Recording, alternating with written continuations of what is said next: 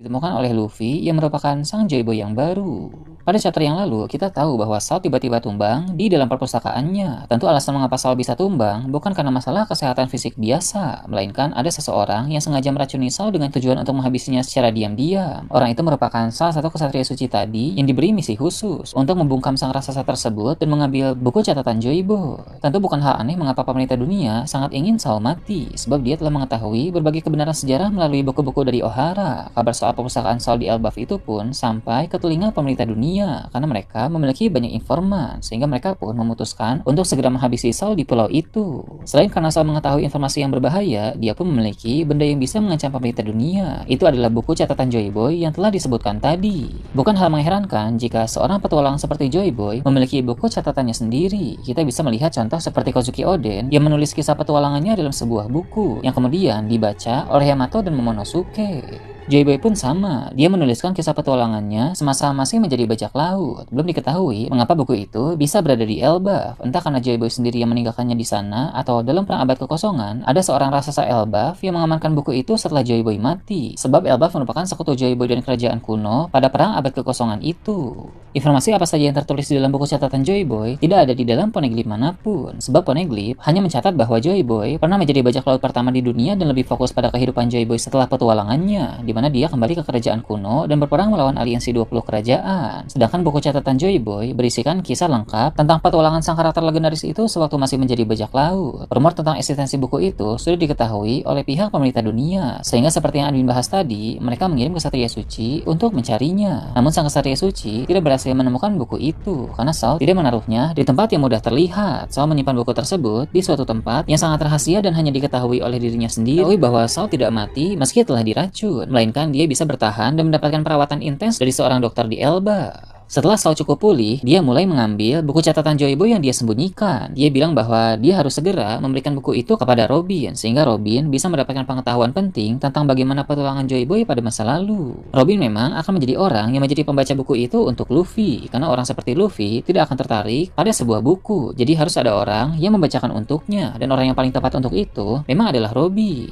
Dari sekian banyak informasi yang ada di dalam buku tersebut, ada 5 hal yang bisa dibilang yang paling menarik. Pertama, informasi tentang kelompok bajak laut Joyboy. Dari buku itu, kita bisa mengetahui bahwa nama kelompok Joyboy adalah Dawn Pirates atau bajak laut fajar. Dawn atau fajar memang memiliki kaitannya sangat penting terhadap cerita One Piece. Dalam kelompok tersebut, Joyboy tidak memiliki banyak kru, melainkan hanya ada beberapa kru saja, tapi semuanya sangat kuat dan berasal dari ras-ras yang berbeda. Dalam kelompok Joyboy itu, ada Ryuma, sang pendekar pedang. Jadi tak heran mengapa Wano Kuni memiliki hubungan mendalam dengan kerajaan kuno, karena Ryuma dan Joyboy memang berteman dengan baik. Kedua, dalam buku catatan Joyboy juga tercatat bagaimana dia mengeksplorasi soal buah iblis dalam petualangannya. Joyboy merupakan karakter yang memiliki rasa ingin tahu yang sangat besar, termasuk soal buah iblis. Dia pun mencoba untuk mencari tahu dari mana sebenarnya asal-muasal buah iblis yang tersebar ke seluruh dunia itu. Joyboy mengetahui bahwa ada 3 pohon penting di dunia yang menghasilkan buah iblis. Pertama, ada pohon harta karun Adam di Elbaf. Kedua, ada pohon Hawa yang akarnya bisa kita lihat di pulau manusia ikan, dan ujung cabang atasnya terindikasi ada di Marijo.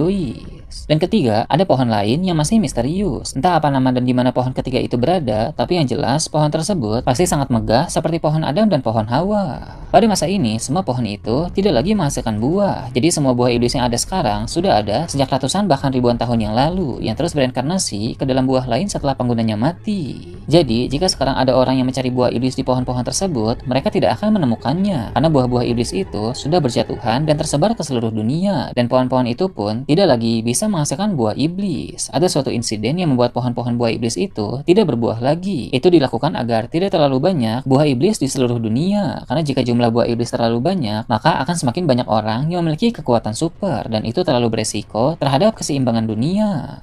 Ketiga, dalam buku catatan Joyboy juga terungkap bahwa dia ingin menjadi raja dunia. Bila kita ingin kembali di Pulau Egghead beberapa waktu yang lalu, Emmet sang robot kuno memiliki permintaan maaf untuk Joyboy karena tidak bisa membuatnya menjadi seorang raja. Raja yang dimaksud di sini adalah raja dunia. Joyboy ingin menjadi raja dunia, tapi dalam pengertian yang berbeda dengan Im Sama. Bagi orang seperti Im Sama, raja dunia adalah menguasai dunia demi dirinya sendiri. Namun keinginan Joyboy untuk menjadi raja dunia agar dia bisa mengubah dunia menjadi tempat yang lebih baik. Mengapa keinginan itu muncul? Karena dipengaruhi oleh petualangannya saat menjadi bajak laut. Joy Boy terbiasa hidup di kerajaan yang adil dan makmur. Setelah berpetualang ke berbagai tempat, dia melihat banyak keadaan yang sangat jauh berbeda. Ada negeri yang sangat miskin dan orang-orang yang tertindas. Ada pula perbudakan yang kejam di berbagai tempat. Dari sanalah Joy Boy ingin menjadi raja dunia agar dia memiliki kontrol untuk mengubah dunia menjadi tempat yang lebih baik. Jadi, keinginan Joy Boy untuk menjadi raja dunia itu bukan didorong oleh ambisi dan kekuasaan, melainkan keinginan untuk memperbaiki dunia. Sayangnya dia tidak berhasil mewujudkan hal tersebut karena pada kemudian hari Joy Boy tumbang dalam perang abad. Lain dari buku catatan Joy Boy adalah dia mencatat pertemuan-pertemuan dengan orang-orang penting. Dua di antaranya adalah Nefertari di Lili dan Nerona Imu. Jadi saat Joy Boy masih menjadi bajak laut sebelum perang abad kekosongan, dia sudah pernah bertemu dengan Lili dan Im Sama. Hubungan ketiga orang itu pasti sangat menarik bila mulai dibahas dalam cerita nanti karena mereka bertiga merupakan karakter penting yang membawa dampak signifikan bagi dunia. Nah, informasi inilah yang ditakutkan oleh Im Sama. Dia takut jika hubungan antara dirinya, Lili, dan juga Joy Boy diketahui oleh publik. Karena itulah dia memerintahkan para Gorosei untuk mengirim orang mengambil buku catatan Joy Boy itu di Pulau Elbaf. Namun sayangnya, Satria Suci yang dikirim itu gagal sehingga Im Sama pasti sangat marah.